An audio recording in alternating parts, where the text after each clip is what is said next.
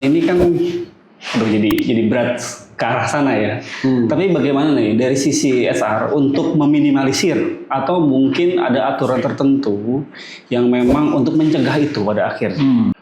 Termasuk di dalamnya adalah salah satu menjalin hubungan satu kantor, maksudnya bukan sekantor ya, tapi lu ada perselingkuhan satu sama lain, itu pun juga disebutkan di situ.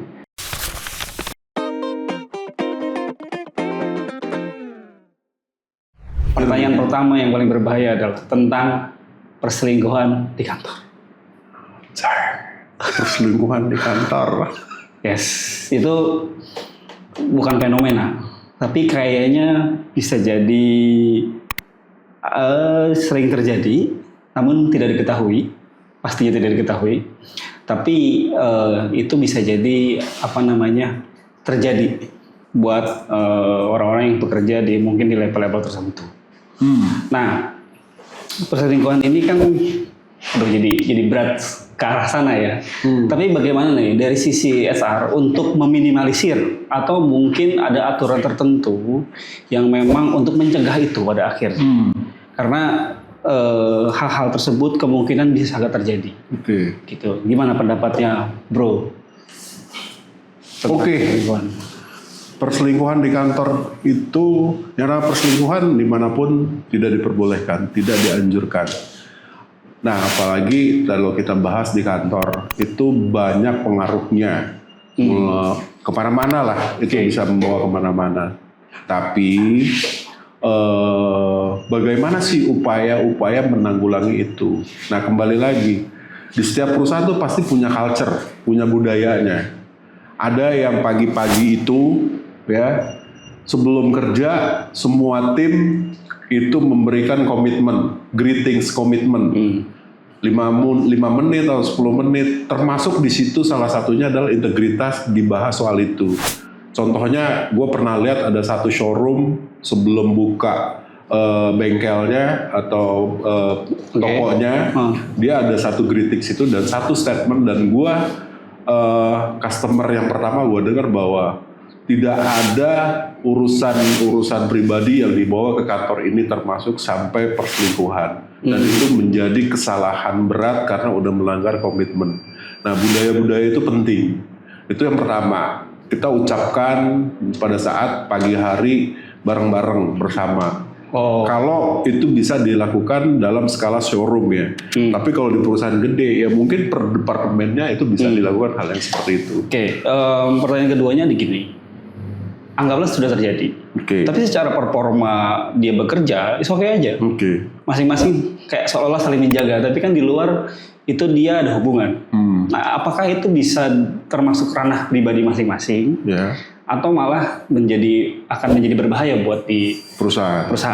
Ya, pastinya perusahaan, yang nama setiap perusahaan pasti punya peraturan dan punya perjanjian kontrak setiap karyawan.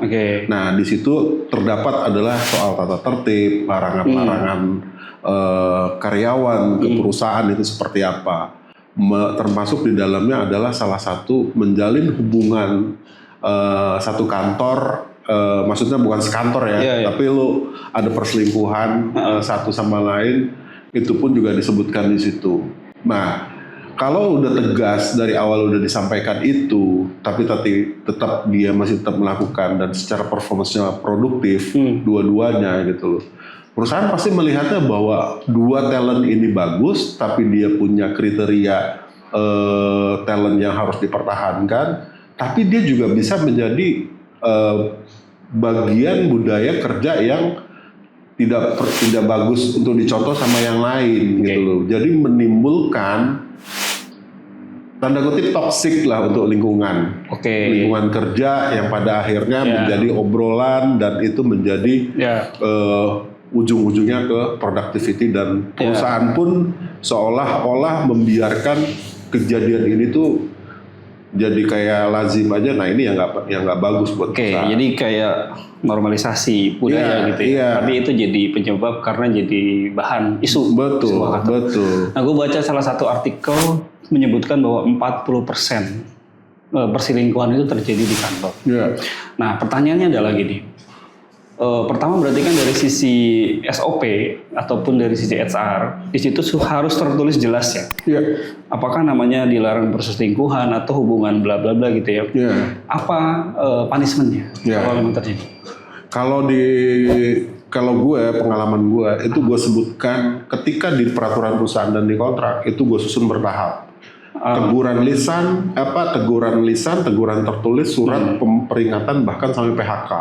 Nah kategori selingkuh ini gue masukin dalam kategori PHK karena alasan mendesak atau perselingkuhan ini menjadi akibat hukumnya adalah sampai pemutusan hubungan kerja. Dua-duanya? Salah satu atau dua-duanya nggak masalah gitu loh. Dan tinggal perusahaan menentukan mana yang kan gini ya, pasti dilihat sebab akibatnya. Siapa sih yang sebenarnya yang ini gitu loh.